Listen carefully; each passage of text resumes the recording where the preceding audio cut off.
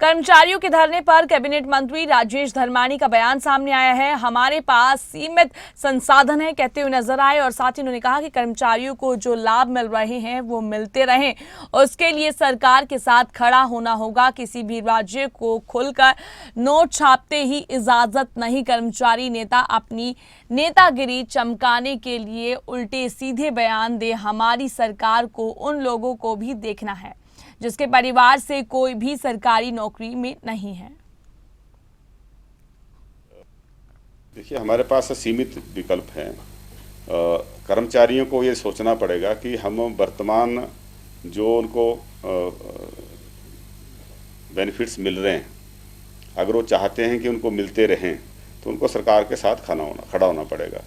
अगर वो चाहते हैं कि उन पे भी कटौती लगे तो फिर आने वाले समय में उसका भी सामना करना पड़ सकता है, क्योंकि हर चीज़ जो है पैसे से जुड़ी हुई है और पैसा जो नोट छापने की आज़ादी जो है किसी स्टेट गवर्नमेंट को नहीं है ना। जितना पैसा हमारे अकाउंट में आएगा उतना ही पैसा हम खर्च कर सकते हैं। तो संसाधन बढ़ाने की तरफ हमने ध्यान दिया है और उसकी तरफ हम आगे बढ़े हैं।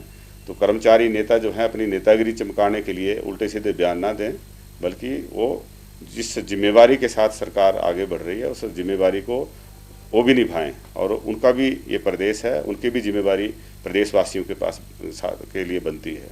हमारी जो सरकार है उसको ये भी देखना है कि जिस परिवार से कोई सरकारी कर्मचारी नहीं है उसको तो कोई डीए नहीं मिलता, उसके लिए तो और वित्तीय संसाधन नहीं है।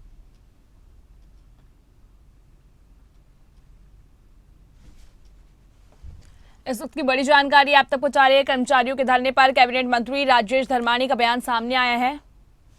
इस खबर पर ज्यादा जानकारी के लिए हमारे साथ ब्यूरो प्रदीप ठाकुर जुड़ गए हैं। प्रदीप ठाकुर, बात करें, लगातार कर्मचारियों का धरना जारी है, इस खबर को लेकर क्या कुछ जानकारी है, विस्तार से जानकारी दीजिए। जी प्रदीप।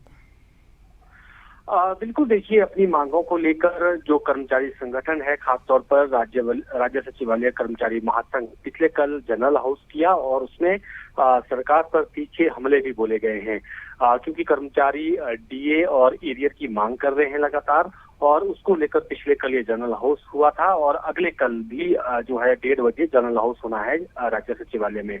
तो तीखा हमला किया गया है कर्मचारियों की तरफ से। उसी पर जब जो कैबिनेट मंत्री राजेश धर्माणी से पूछा गया तो उनका यही कहना था कि हमारे पास सीमित संसाधन है और जो कर्मचारियों को अभी तक हम बेनिफिट्स दे रहे हैं और कर्मचारी चाहते हैं कि उन्हें वो मिलते रहे समय पर, तो ऐसी स्थिति में कर्मचारियों को सरकार के साथ खड़े होना चाहिए। कर्मचारियों को नेतागिरी नहीं चमकानी चाहिए, उल्टे सीधे बयान नहीं देने चाहिए। तो एक तरह से नसीहत यहाँ पर दी गई है, एक तरह से उन्हें चेताया भी गया है यहाँ पर कैबिनेट मंत्री की तरफ से, और ये भी यहाँ पर कहा गया है उनकी तरफ से कि हमें सिर्फ कर्मचारी ही नहीं देखने हैं बल्कि उन परिवारों को भी देखना है जिनके पास कोई कर्मचारी नहीं है उनके परिवार में। तो ये बयान एक तरह से हम कह सकते हैं कि जो अभी भी कर्मचारी वर्ग में सरकार के प्रति उबाल है, तो उसमें कहीं ना कहीं कैबिनेट मंत्री का इस तरह का बयान आना ये भी कहीं ना कहीं कर्मचारियों के अंदर रोष पैदा कर सकता है और रोष पैदा कर सकता है कर्मचारियों के भीतर। और अब अगले कल भी जिस तरह से इनका जनरल हाउस होना है उसमें भी देखना ये होगा कि कर्मचारी अपनी मांगे किस तरह से रखते हैं, क्योंकि पिछले कल भी हमने देखा कि जब राज्य सचिवालय के कर्मचारी यहाँ पर गेट मीटिंग के लिए जनरल हाउस के लिए सचिवालय के प्रांगण में खड़े हुए तो वहां पर उन्होंने कई आरोप भी लगाए और उन्होंने यहाँ पे कहा कि मुख्यमंत्री कार्यालय बनाने के लिए 17 से 18 करोड़ रुपए का खर्चा आ रहा है। नया कार्यालय यहाँ पर बनाया जा रहा है राज्य सचिवालय में, मंत्रियों के कार्यालय जो है वो करोड़ों रुपए में बनाए जा रहे हैं, फर्नीचर तक महाराष्ट्र से आ रहा है। तब जो है वो वित्तीय स्थिति खराब नहीं होती है, लेकिन जब हमारे ड्यूज की बात आती है तो वित्तीय स्थिति खराब होती है।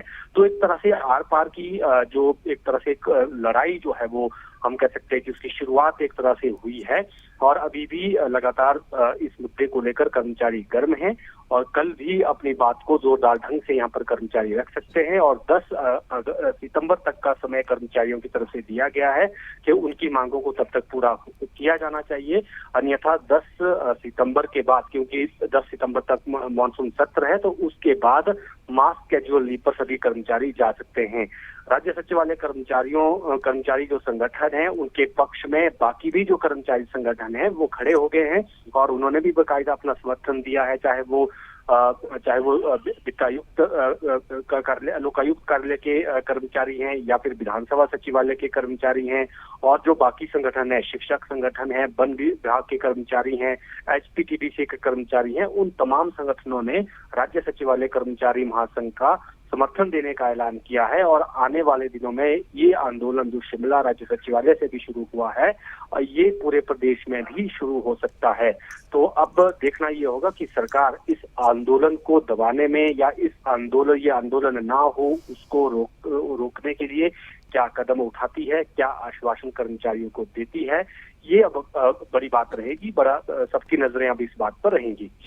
जी प्रदीप ठाकुर, आपने तमाम जानकारी दी। तमाम जानकारी के लिए बहुत बहुत शुक्रिया।